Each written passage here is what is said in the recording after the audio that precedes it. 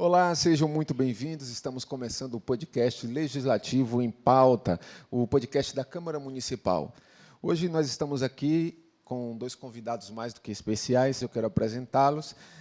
O educador emocional e palestrante Maxi Luciano e o psicólogo em abordagem cognitivo-comportamental, Dr. Eli Carlos Coutinho. Nós vamos conversar sobre política, sobre sociedade, comportamento, cultura e tudo aquilo que impacta a vida das pessoas. Mas hoje, em especial, nós vamos falar sobre saúde mental. Eu conheço, a grosso modo, o psiquiatra, o psicólogo e o psicanalista, né? Então, eu queria entender um pouquinho.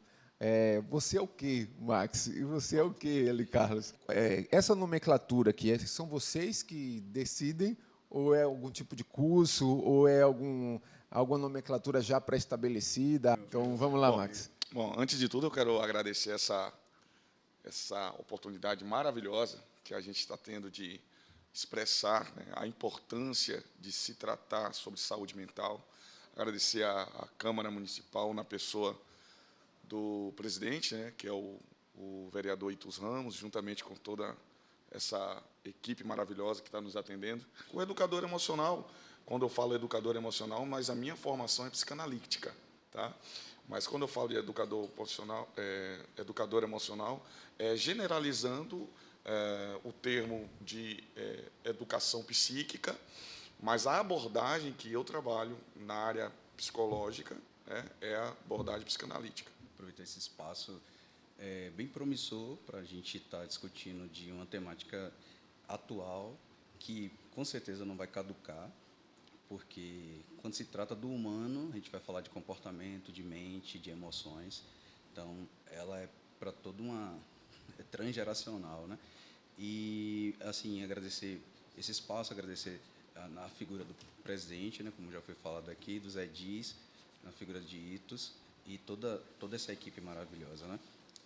Assim, falando do questionamento, a gente pode falar, no tocante à psicologia, o termo TCC, que é terapia cognitivo-comportamental, ou psicanálise, ou fenomenologia, ou gestalt, elas são abordagens, são como lentes, né? Lentes que a gente coloca para melhor ver o fenômeno psíquico ou a subjetividade. Então, todo psicólogo se forma e ele pode se especializar ou colocar essas lentes para olhar de maneira mais acurada o fenômeno psicológico. E qual a pergunta que é geral, assim, que as pessoas mais fazem assim, quando descobrem: o senhor trabalha com o que mesmo? Em geral, é justamente esse interesse, sabe? Porque, como a psicologia passou a ser disseminada na sociedade, as pessoas acabam tendo essa curiosidade hoje, né? Eu sou psicólogo de abordagem TCC, né, terapia cognitivo-comportamental, sou neuropsicólogo também, a gente estuda a relação mente-cérebro. Então, as pessoas querem entender como é mesmo isso, o que é mesmo isso. Assim, basicamente, são lentes que podem ser usadas para observar o fenômeno psíquico. O psicólogo e o psicanalista, eles estão dentro do segmento de tratamento psicológico, certo? A observação comportamental da pessoa. A psiquiatria, ela é um segmento médico, onde já vai trabalhar com medicações, Já entra a questão dos fármacos. Já entra as questões do fármaco, justamente. Hoje, a minha abordagem é a abordagem psicanalítica, né? E a abordagem psicanalítica tem como fundador o Sigmund Freud, que todo mundo vê falando aí, né? Nem Freud explica, tal. Um dos fundadores aí de uma dessas abordagens. A psicologia em si é um estudo da mente, onde você vai ter várias outras abordagens. E aí eu vou levantar a bola, passar aqui para o meu amigo Dr. Eli Carlos, e ele vai explicar também, com certeza. Uma questão que distingue muito o campo psicanalítico, assim, como Freud ele fez uma ruptura com a academia, a psicanálise ela acabou sendo difundida para outros campos de formação. Então, a pessoa pode formar-se em engenheiro e pode fazer uma especialização em psicanálise. A pessoa pode ser um pedagogo e pode se especializar em psicanálise. Pode ser um político, assim, de formação nessa área, né? mas tem que ser o ensino superior e se especializa em psicanálise. Então, a psicanálise acabou tendo essa difusão. Como você fez a pergunta também para o doutor Eli Carlos, né? Qual é a pergunta mais comum, né? Pessoal, você ganha para ouvir pessoas? Já aconteceu com você essa ali? Então você ganha só para ouvir? Só para ouvir, né? Só para conversar, né? Só para conversar. Eu acho que é bom isso aí, a gente falar sobre isso. E também eles remetem à formação, à paciência, né? Assim, quase uma paciência de Jó. Você tá, por ser psicólogo, você é todo trabalhado numa paciência que remete a você nunca sai dos trilhos, né? Algo dessa natureza. Assim. Então, vamos falar um pouquinho sobre o janeiro branco, né? A minha primeira pergunta é por que o janeiro mexe tanto com o emocional das pessoas? Max. O janeiro, ele começa, os problemas são cíclicos, né? Mas é cíclico e, ao mesmo tempo, contínuo, porque os problemas eles não escolhem um mês para surgir, eles vão surgindo, vão surgindo. Eu me lembro que, ainda na época de estudante, eu fiz uma pesquisa numa delegacia e o delegado nos apontou que o mês que ocorre mais homicídios e que ocorre mais situações de boletim de ocorrências é o mês de dezembro. Né? Quando ele fez a pergunta, eu achei que fosse carnaval, em fevereiro, alguma coisa dessa forma, ou São João, né? Aquela época junina. Mas a justificativa dele foi o que mais me assustou. Porque, doutor Eli Carlos, ele falou que as famílias acabam, durante todo o ano, elas não se veem, não se comunicam, e aí, quando chega no final do ano, se reúnem, e ali acaba trazendo... acaba tendo os conflitos familiares, os problemas, e aí entra fatores políticos, fator de relacional, conjugal, religião, e aí gera essa crise, né? E existe também aquela questão do fator cultural de tem que ter roupa nova para o Natal, tem que eliminar todas as dívidas, tem que comprar roupa para fulano, para ciclano, coisa e tal. Tem que conquistar as metas que foram estabelecidas e tem pouco tempo, o ano está terminando. Caramba, isso a pessoa entra numa redoma de uma pressão psicológica, né? E ela começa também a fazer comparações tanto com outros anos dela própria, com outras pessoas, do que elas estão vivenciando. E aí, quando chega em janeiro, chega sobrecarregado, chega mal, chega muito ruim. E a ideia do Janeiro Branco, feita lá, iniciada por um brasileiro, a gente vai falar melhor daqui a pouco, né, sobre isso, o doutor Abraão, eu acho que é uma ideia fantástica, de passar essa ideia de que o mundo não acabou, né? Não é porque é janeiro que eu tenho que começar do zero agora, eu tenho que dar 3 pulinhos lá nas ondinhas. Mas existe isso, né, doutor Eli Carlos?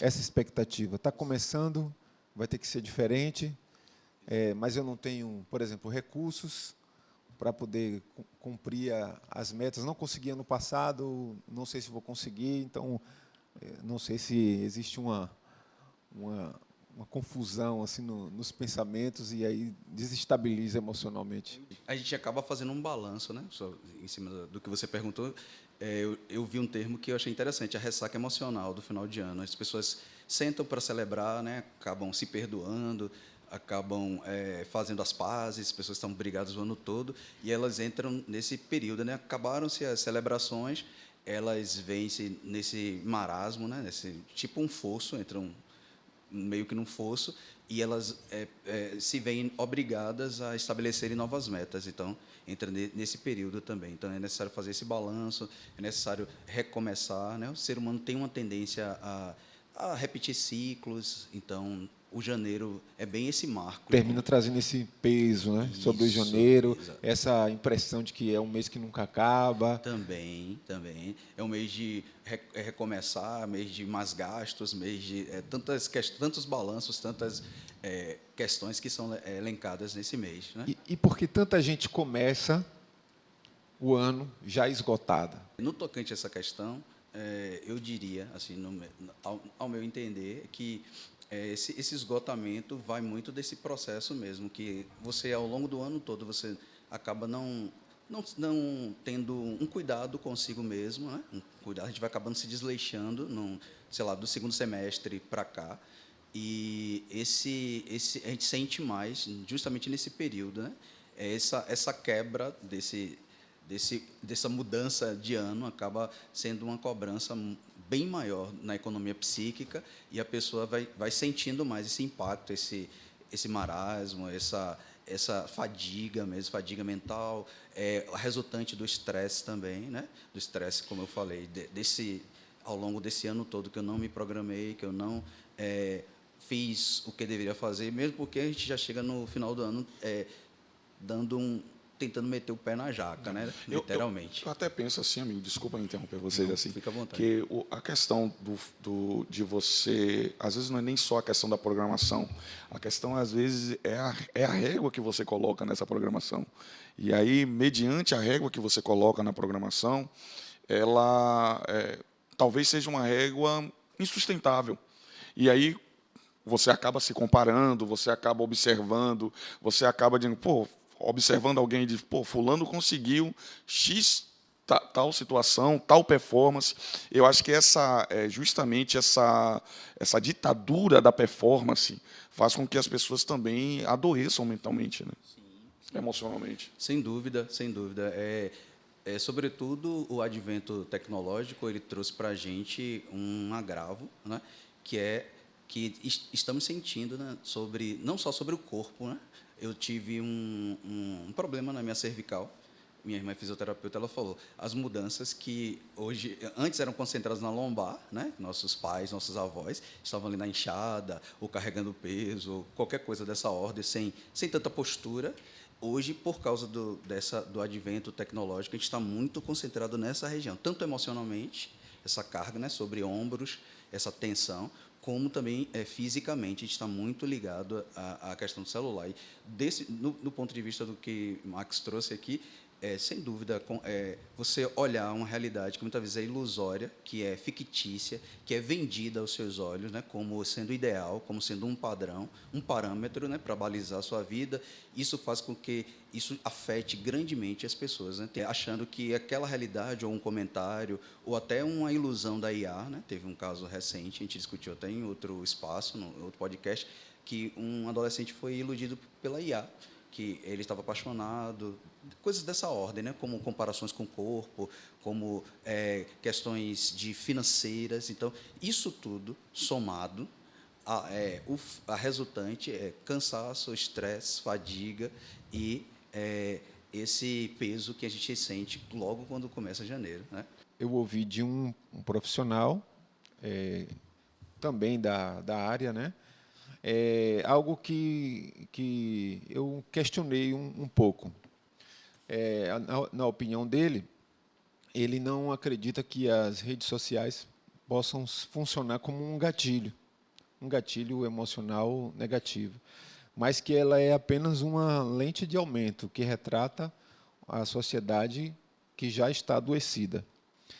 Como é que vocês enxergam isso? Qual a visão do psicanalista, do doutor, em relação a isso? A rede social ela é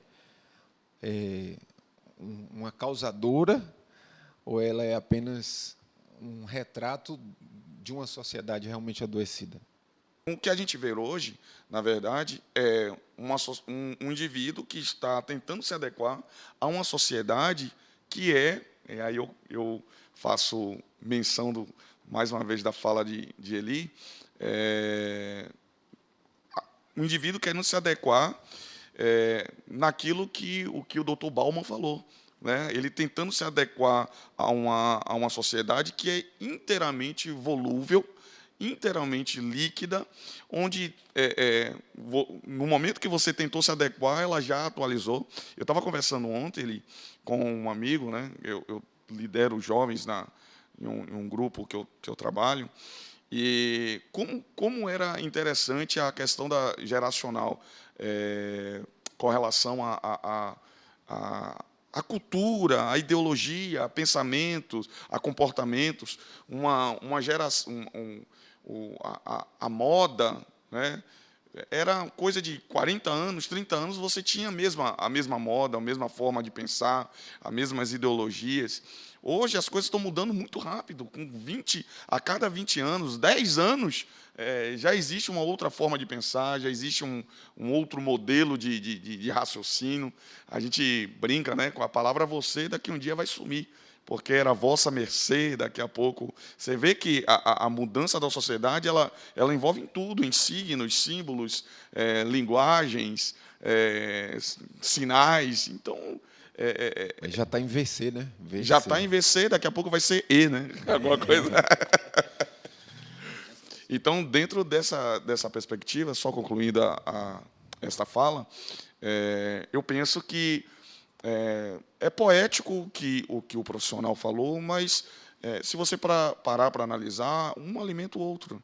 A sociedade alimenta a rede social a rede social é o reflexo dessa sociedade também que está doente. Essa sociedade é a sociedade onde você, atualmente, onde a gente tem como valores, talvez, enxergar a vida do outro ou criticar a vida do outro. A superficialidade. E serem superficiais, mas isso passa pelo processo do ponto de vista cognitivo agora. Interpretativo meu, porque do ponto de vista cognitivo é sua percepção sobre o fato que vai ou não afetar você. Então, assim, ela não é de todo neutra, porque ela foi programada para atender às necessidades, os desejos, as questões mais intimistas dessa sociedade. Então, ela não é de todo neutra. Porém, a forma como nós também fomos docilizados ou educados também compromete a visão que nós temos no uso, na interação com essa via. Bauman, eu gosto muito de Bauman, ele fala do amor líquido. Sim. Zygmunt Bauman. Ele é um sociólogo, ele até nos deixou recentemente, e ele fala dessa liquidez das nossas relações, né? Como ela é efêmera, ela é fugaz, ela escapa, as coisas não são mais concretas, sólidas como outrora, né? Elas acabam são banalizadas, futilizadas, né? Por causa desse nível que a sociedade entrou. Então, assim, do ponto de vista até cognitivo, óbvio que ela pode ser ela é uma via, mas ela é uma via consagrada na contemporaneidade.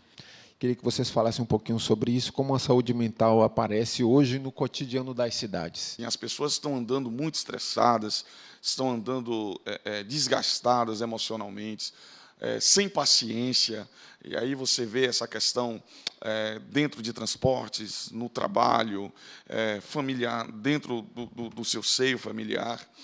E a política pública ela é importante quando ela começa também, de uma certa forma, observar que, exemplos práticos aqui, né, atividades de lazer, atividades esportivas, né, a questão da segurança em si. Ou seja, quando a gente fala de segurança, parece que não tem ligação com saúde mental, mas uma cidade onde as pessoas elas se sentem mais seguras para poder estar em uma praça à noite, ela poder fazer uma caminhada ou andar com a sua bicicleta, isso, de uma certa forma, também traz um equilíbrio emocional, mental, para o cidadão também. Então, a política pública ela é muito importante.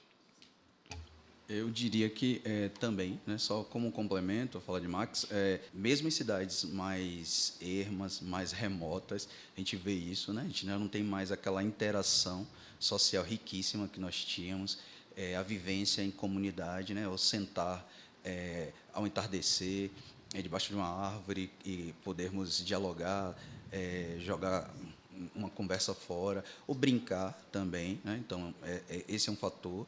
Barulho excessivo, né? Barulho em todos os aspectos. Aí eu falo a questão da superexposição a telas e de diversas formas, né? Não só celulares, mas televisão, enfim. A questão da violência urbana também, né?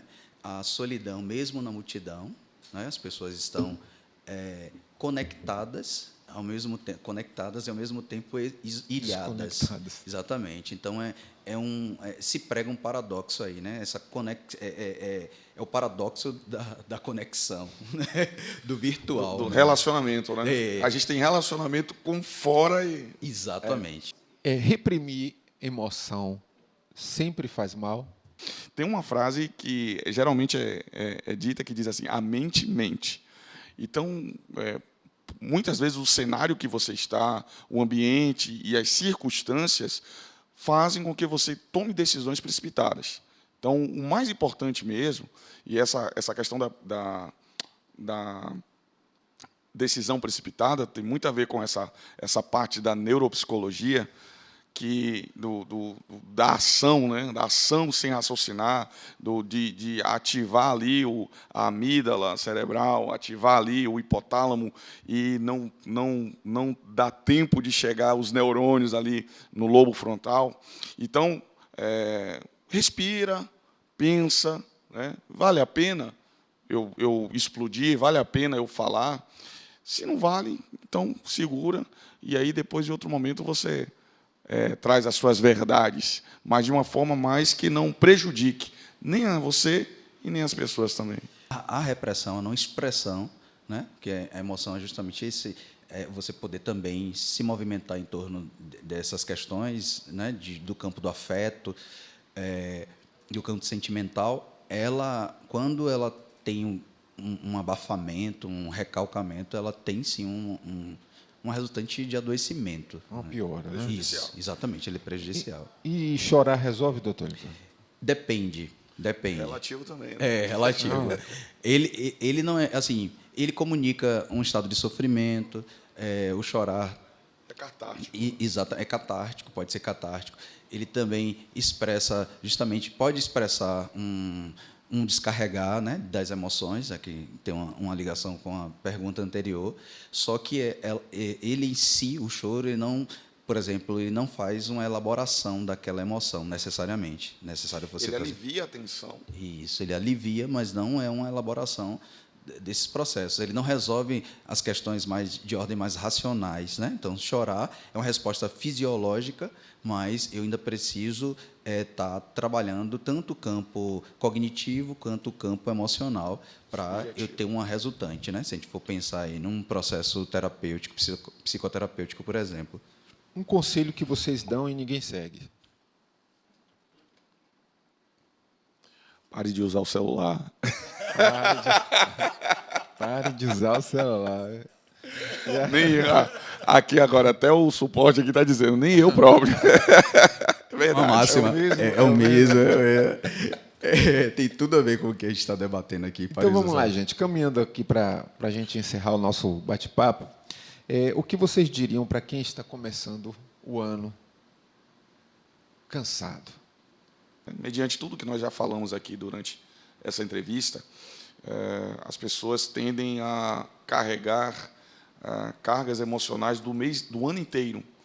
E, depois de carregar essas cargas, elas se julgarem ou subjugarem pelo fato de não conseguirem atender às suas expectativas. Então, o que eu diria é que a pessoa precisa ter calma, não precisa fazer tantas comparações e deixa que cada uma coisa aconteça uma por vez. Tem uma frase bacana que diz assim: a primeira coisa que para alguém fazer que quer sair do buraco é parar de cavar. Então, às vezes, as pessoas estão cansadas e estão, ao mesmo tempo, também correndo atrás para resolver. Tem que resolver. E isso vai gerando desgaste. Aí a gente vê pessoas entrando pelo campo da ansiedade, do estresse, depressão, burnout, porque não consegue desacelerar. Então, o meu conselho, como educador emocional, psicanalista, é desacelere, organize as ideias, né? Contemple o simples, valorize o que é mínimo, né? E organize-se sabendo que, se deu certo, se conseguir, beleza. Se não conseguir, eu tenho uma oportunidade de vida para tentar outra vez. Dá tempo, né? Ao tempo. Exatamente. Eu tenho percebido assim que as pessoas por causa dessa vida acelerada que a gente tem levado, as pessoas parecem que estão tendo cada vez mais a sensação de que tudo vai se acabar mesmo. Vai se acabar amanhã. É essa impressão do apocalipse, né? Isso. E aí tudo vai se acabar e tem gente comprando ingresso de show com medo do cantor morrer. Aí já estão comprando o ingresso porque Uma loucura, talvez né? se o cara morrer, como é que... E essa relação, essa visão apocalíptica, ela tem uma relação direta com o hedonismo, né? Que também é uma perspectiva filosófica grega. As pessoas hoje elas gozam, né? O hedonismo fala isso, o prazer pelo prazer, né? O prazer acima de tudo. Então, o que elas puderem, se você puder, coma o que você puder. Faz agora. Exatamente. Aí é uma valorização da obesidade, né? E todos aqueles que romantizavam a obesidade hoje têm revisto essa postura, porque não é saudável, né? Então, é a questão das relações sexuais desenfreadas, são questões de qualquer ordem, né? Assim, até o prazer, o fato de você minimizar a vida, né? Tem pessoas que têm matado por prazer. E isso está, né? na linguagem, né, do próprio celular, da rede social. Sim. Então sim. são telas que você vai passando. Exato. Se você gostar, você espera mais um pouco. Se você não gostar, você passa Isso, o prazer pelo em segundos. que são é uma forma, falando do ponto de vista neuropsicológico, é uma carga dopaminérgica falsa, né? Que a pessoa acessa ali um conteúdo adulto, a pessoa tem essa questão dos rios, né? Que lançam essa carga dopaminérgica falsa, dentre outros vícios que acabam prendendo a pessoa numa redoma, ela fica naquela verdadeira corrida dos ratos, né? Ela Você não trouxe um consegue tema interessante. sair. Você trouxe um tema interessante sobre essa questão do dopaminérgicos, porque dentro hoje do DSM, que é o Manual de Doenças Mentais, já estão sendo analisados, eu acredito que já tenham incluídos também, doenças ligadas à tecnologia, Isso. né, a redes sociais. No Japão já se oferece, né, tratamento. Acho que eu falei na outra oportunidade com o Davi sobre essa questão do tratamento para pessoas viciadas na superexposição a telas e dentre outros aspectos ligados à tecnologia. Eu quero fazer um adendo aqui sobre a NR01, se eu não me engano, que ela precisa ser implantada ou implementada até maio nas diversas corporações, né, que ela reza sobre a questão dos cuidados psicológicos, né, psicossociais dentro das empresas, porque o peso que elas têm, assim, digamos assim, o dano que elas têm, o prejuízo com pessoas que são afastadas por causa de transtornos mentais. Hoje elas têm que ter um protocolo. Estava até discutindo com um amigo que a gente está querendo lançar esse projeto aí para algumas empresas para a gente fazer esse processo de educação emocional, né? Tá fazendo também um tratamento, olha, essa parceria, né? Já temos Não alguém pode perder a oportunidade. de alto gabarito. Mas isso tudo pende para funila para essa questão, né? Como a pauta da saúde mental, ela precisa ser difundida, ela precisa ser valorizada, esses cuidados, né, que eram tão minimizados, é frescura, tinha tantos estereótipos, hoje é olhado com... uma das políticas públicas se debruça para que se olhe com mais seriedade, né? Só uma estatística, falando dessa questão, quem mais procura atendimento de saúde mental é o sexo feminino. E aí, se você for para o INSS, né, ver a pesquisa lá, a estatística do INSS, as mulheres, elas se aposentam, não é se aposentam, se encostam, né? Não chega, encosta, a palavra não é encosta. Mas vocês vão entender. Por problemas de saúde mentais, né? Ansiedade, burnout, depressão. Os homens é mais por fraturas, alguma coisa voltada a físico. Só que dentro dessa estatística está escondido o que de fato realmente os homens sofrem. Porque muitos homens não vão para o INSS pelo fato do transtorno mental, porque diz assim, olha, isso aí vai me dizer que eu sou fraco, que eu sou menino, não aguento nada. Então ele vai trabalhando ali até o último estágio físico, mas ele vai por outra categoria, né? Ele vai ser encostado por outra categoria, sendo que, se tratasse a questões emocionais, primeiro não chegaria a essa instância.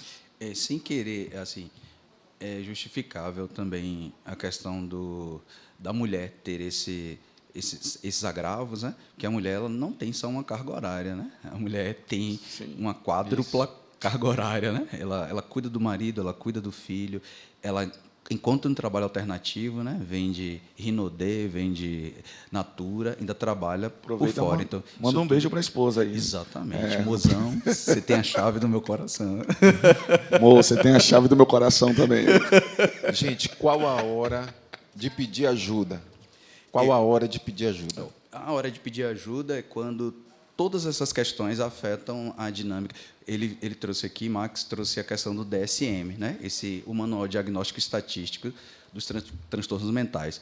Lá tem falando a questão do período, eles são até mais criteriosos, por exemplo, com a questão do luto, com a questão da depressão, né? Por causa da própria reconfiguração da pós-modernidade.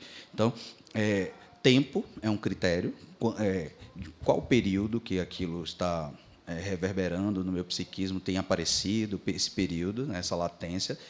Também, uma outra questão é como isso afeta a minha dinâmica social. Se tem afetado o meu trabalho, se tem afetado minhas relações familiares, se tem afetado minhas relações sociais como um todo, né, relações na igreja, enfim, o ambiente onde eu costumo frequentar, é um sinalizador de algum problema, né? Se eu tenho colocado mais atestados, se eu já não tenho mais prazer em fazer as atividades que eu fazia corriqueiramente, esse é um fator preocupante. E associado, somado ao fator tempo, né? Quanto tempo tem que essas ocorrências vêm sendo sinalizadas, você vem percebendo? Então, esse já é um sinalizador para se pedir ajuda, né?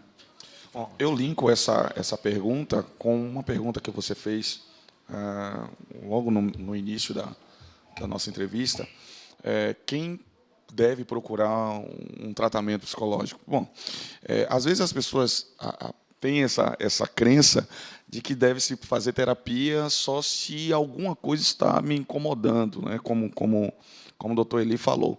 Mas a verdade é que se eu busco também melhorar algo ou descobrir alguma nova característica que possa melhorar a minha performance, melhorar a minha forma de conduzir a minha vida, os meus relacionamentos, também é importante. Eu conheço casos de, por exemplo, casais fazer terapia, tá tudo bem, mas diz, não, vamos fazer terapia para a gente... E aí se separou. É perigoso isso, né? O perigoso é isso.